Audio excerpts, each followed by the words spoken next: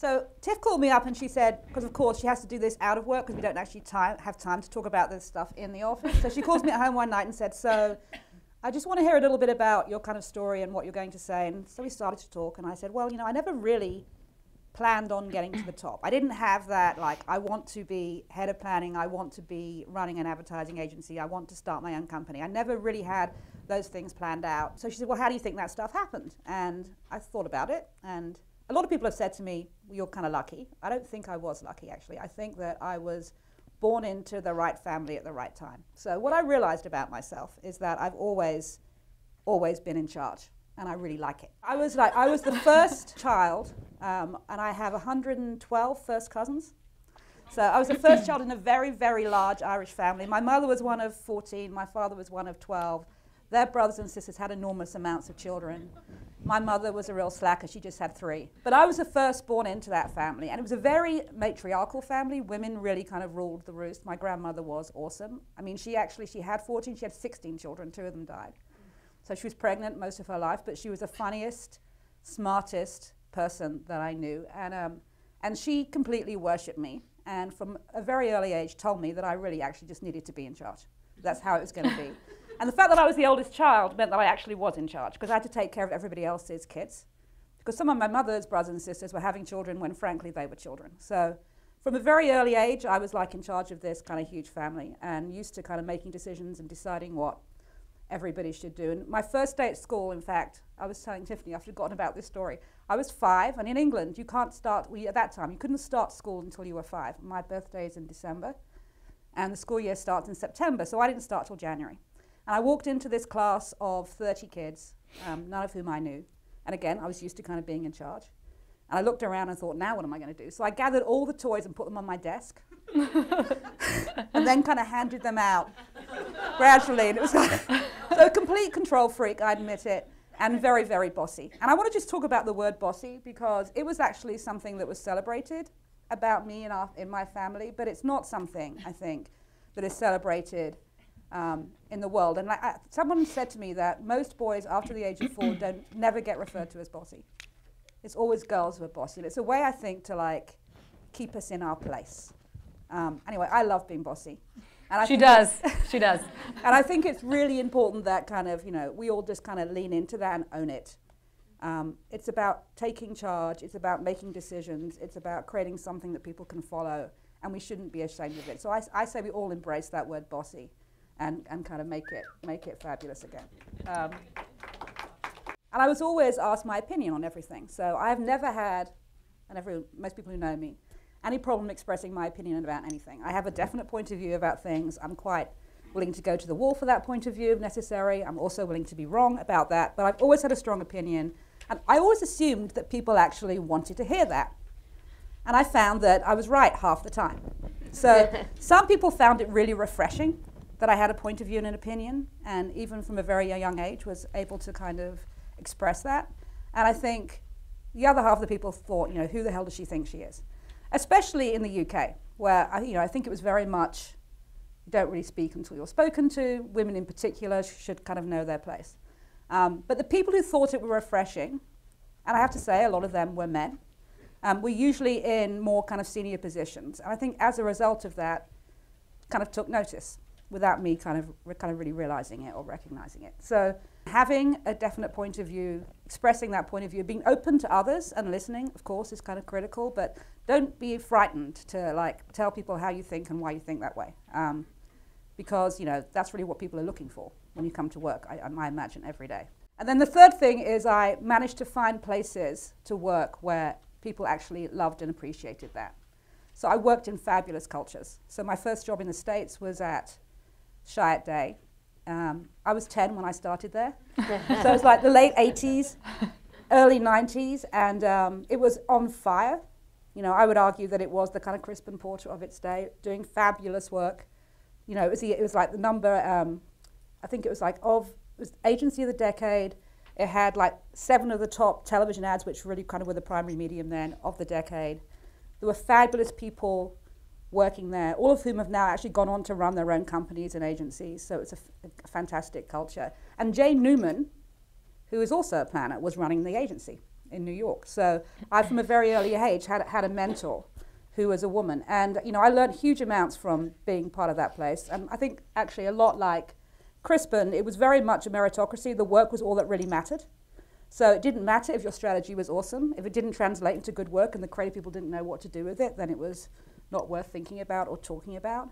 Everybody was accountable, whether you were an account person or the creative person or the planner, for that work, and was held accountable for that. There was no, you know, everyone got their own mail, got their own coffee. It was a very kind of egalitarian, well, it's not really egalitarian, it was more of a meritocracy, I think. And, you know, we worked really hard. Shy it day and night, all of those things were absolutely true. If you don't come in Saturday, don't bother coming in Sunday.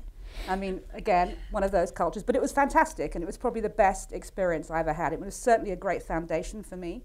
And when I, you know, think about other companies that I've gone on to work at and run, and my own company, for me, having a culture and a clear point of view about what's expected is kind of fundamental, I think, to success. And because of how I'd grown up, I took responsibility for everything.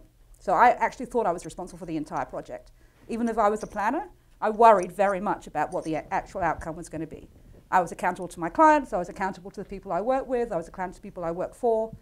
So I kind of always owned it, and people were really happy for me to do that. But when I got promoted, people got pissed off. It was like, well, you should be doing all the work and be accountable for it all, but actually, why are you getting, you know, asked to be the president of the company, or why have you been promoted to be the head planner? And it was usually men so they were quite happy for me to do all the work. They weren't particularly happy for me to get any of the credit for any of that stuff. And that was actually a really hard thing. It was really, really hard because I really liked these people. I trusted them, I worked with them, and I realized they resented me. And that's when Jane said, Rosemarie, it's more important to be respected than liked. And there are going to be times in your life when people who you think are your like peers and your colleagues are actually not interested in kind of your best interests. And you're going to have to just get over it and get over yourself. So that was the kind of, I think, hardest lesson.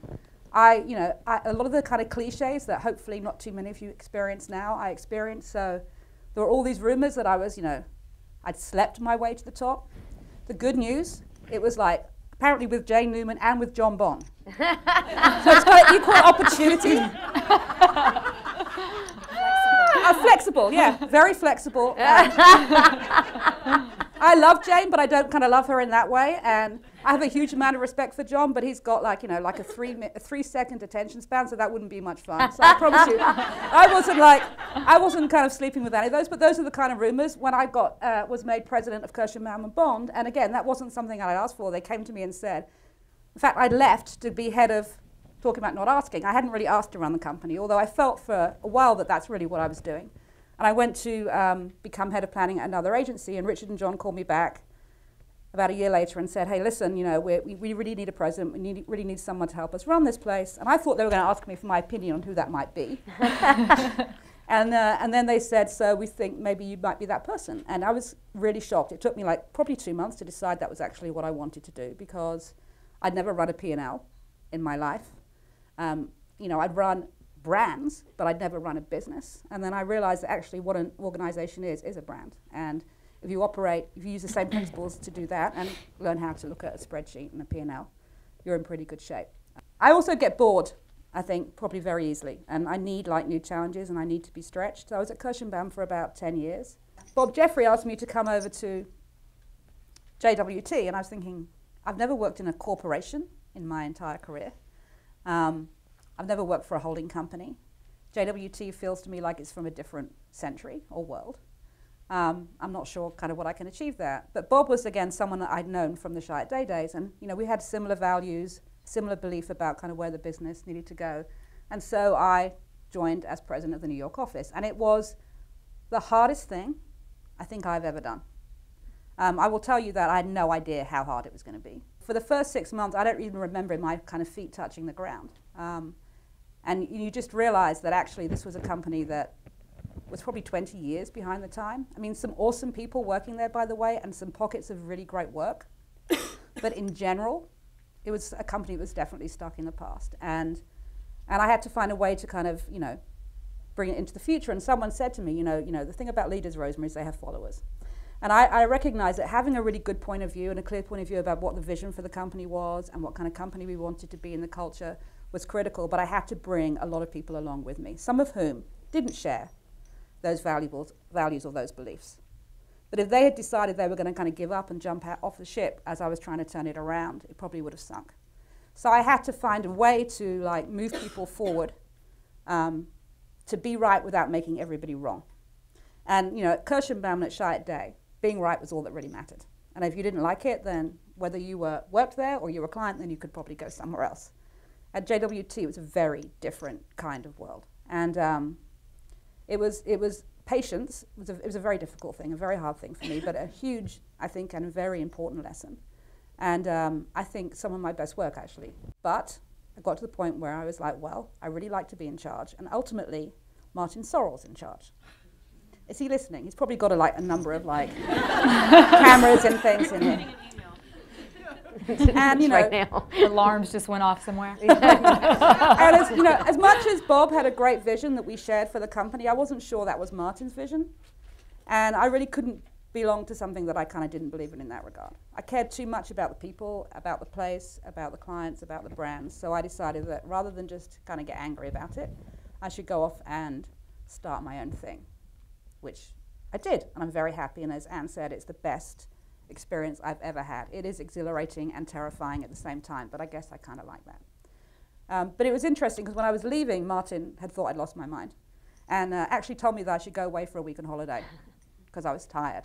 I'm like, Martin, you were PMSing really probably. I'm making this decision because I'm tired? Yes, I am, but that's not the reason why I'm making the decision. And he just fundamentally couldn't understand why I was leaving, because we'd had, again, huge amounts of success.